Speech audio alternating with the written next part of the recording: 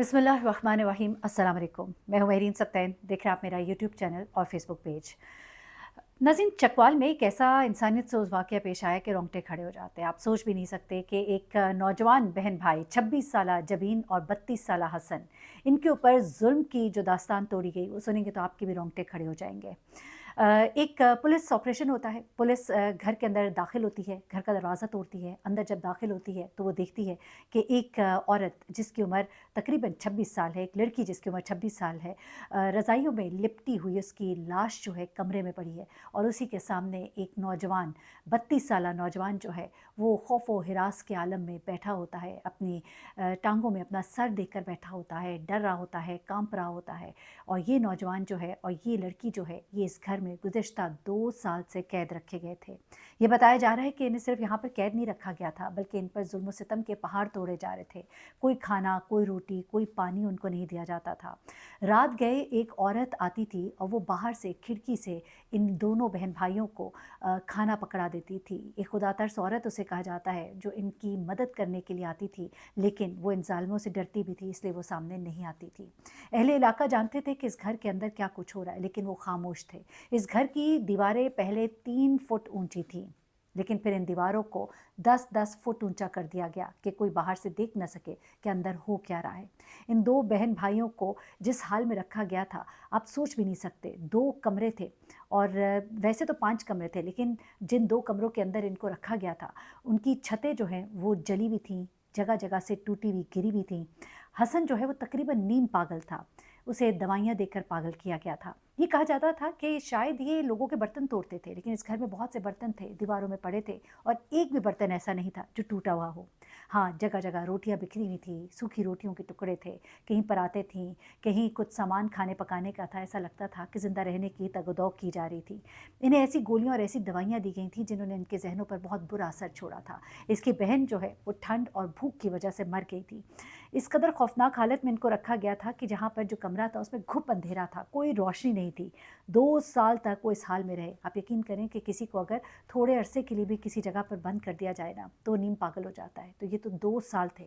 2 साल पहले हसन और इसकी बहन जबीन के जो वालिद हैं चौधरी मोहम्मद ताज, उनका हो जाता है इंतकाल। जब उनका इंतकाल होता है तो उसके बाद से इन 2 बहन भाइयों को पकड़कर इस घर में बंद कर दिया जाता है और इनको कुछ अरसे के लिए दवाइयाँ और इंजेक्शन दिए जाते हैं ताकि ये होश और हवास से बेगाना हो जाएँ। उसके बाद इनको यहाँ पर इस तरह छोड़ दिया जाता है कि आहिस्ता-आहिस्ता तड़प कर खुद ही मर जाएँगे। आखिर इनके साथ ये सब कुछ करने वाले कौन थे? उन्होंने ये सब कुछ क्यों किया? ये 26 साला बहन जो है, इसकी लाश जो है वो 10 दिन पुरानी थी और रोटियों के टुकड़े उसके इर्द-गिर्द पड़े हुए थे। नीम बरहना हालत में ये रज़ाई के अंदर 2-3 रज़ाइयों के अंदर लिपटी हुई पड़ी थी। कपड़े जो उसके जिस्म पर थे वही कपड़े 2 साल से पहने हुए थे, जो जगह-जगह से फटे हुए थे। इसके जो लड़का है हसन रज़ा, इसके कपड़े भी जगह-जगह से फटे हुए थे। एक अजीब-सी परेशान-कुन हालत में था, दाढ़ी उगी हुई थी, चेहरे पर हवाइयाँ उड़ रही थी और बिल्कुल पागलों वाली हरकतें कर रहा था।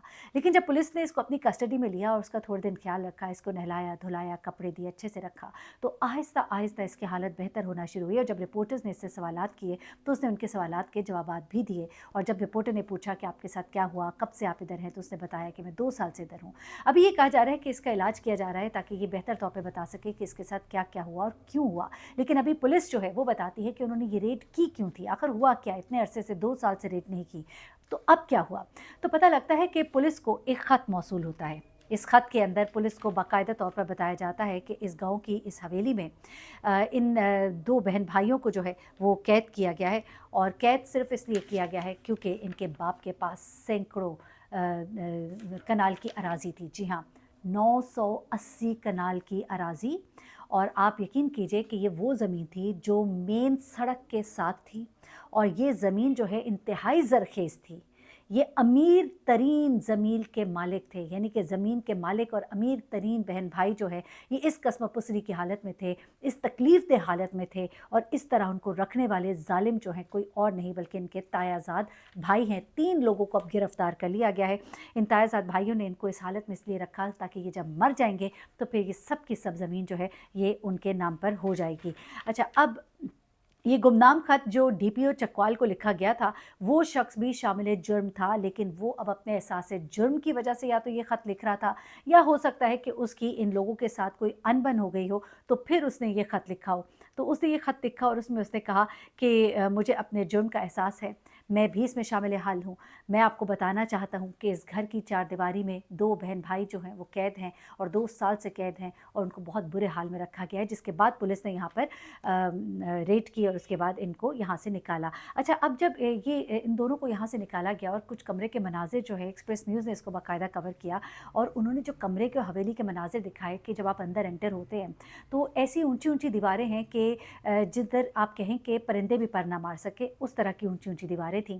और उसके बाद अंदर दाखिल होते ही जगह-जगह गंद और गलाज़त थी, क्योंकि इन्हें एक कमरे में बंद किया गया था। बाहर रोटियों के टुकड़े पड़े थे, जगह-जगह कुछ थैले लटके हुए थे।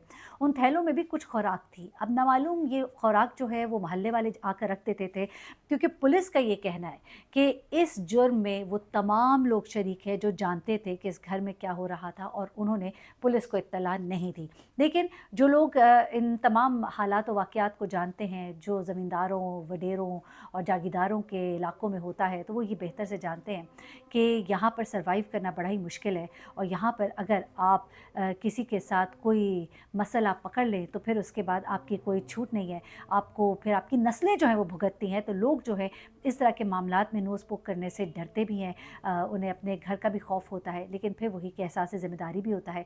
एक खातून के बारे में बताया जा रहा है, जो हसन रज़ा ने भी बताया कि एक औरत थी जो रात के अंधेरे में आती थी, बाहर से खिड़की खटखटाती थी और हाथ अंदर करके उनको खाना, रोटियाँ सब दे देती थी, जिसको वो खाते रहे और अब तक ज़िंदा थे, वरना तो शायद उन्होंने अब तक ज़िंदा नहीं होना था। दरअसल जिन लोगों ने इनको कैद रखा था वो बड़े होशियार थे। वो ये चाहते थे कि वो ये ज़ाहिर कर सकें कल को कि जब ये मरें तो इनको किसी ने गोली ना मारी हो, इनका कोई ऐसा पुरस्कार कत्ल ना हुआ हो, बल्कि इनको कोई दवाई भी ना दी हो, बल्कि ये अपनी मौत मरे हों। जिस तरह से एक पागल इंसान जो है वो अगर टेक केयर उसकी ना की जाए तो वो मौत का शिकार हो जाता है। अब जो लड़की है उसकी जो पोस्टमार्टम रिपोर्ट है उसमें अभी तक जो इनिशियल पोस्टमार्टम रिपोर्ट में चीज़ आ रही है वो तो यही है कि उसकी मौत की वजह जो है भूख है और सर्दी की शिद्दत है, क्योंकि सर्दी को रोकने के लिए रज़ाइयाँ भी लपेटी हुई थी, लेकिन वहाँ पर इतनी ठंड थी कमरे के अंदर, एक बंद कमरा और खुले इलाकों में, गाँव में आपको मालूम ही है कि सर्दी कितनी ज़्यादा होती है, और फिर आपका कोई इलाज ना हो सके, आपको कोई बीमारी हो जाए तो आप कोई दवाई तक ना ले सके, सर दर्द की दवाई ना ले सके, कुछ भी ना ले सके, तो फिर आप सोच ही सकते हैं कि वो क्या हालात होते हैं कि जिनके अंदर इंसान को ज़िंदा रहना पड़ता है, और फिर इंसान जो है इस तरह से घुट-घुट कर मर जाता है। हसन रज़ा के बारे में भी ये कहा जा रहा है कि अभी वो अपने होश-ओ-हवास में नहीं है ठीक से, क्योंकि ज़ाहिर-सी बात है कोई छोटी बात नहीं है 2 साल इस तरह से कैद में रहना। उसका मेंटल ट्रीटमेंट भी होगा, नफ्सियाती डॉक्टर से भी उसको मिलवाया जा रहा है और उसकी ट्रीटमेंट हो रही है ताकि वो सही हो और फिर अपने मुल्ज़िमान के ख़िलाफ़ जो है वो बयान दे और उन्हें करारवा की सज़ा दिलवाई जा सके। बड़ा ही ज़ालिम निज़ाम है ये, और ये जो ज़मीनों के पीछे जितने ज़ुल्म और दास्तानें लिखी गई हैं, यकीन करें कि वो सुनते हैं तो रोंगटे खड़े हो जाते हैं, और ये जब देखी तो रोंगटे खड़े हो गए। अपना बहुत ख्याल रखिएगा, दुआ में याद रखिएगा। अल्लाह हाफ़िज़।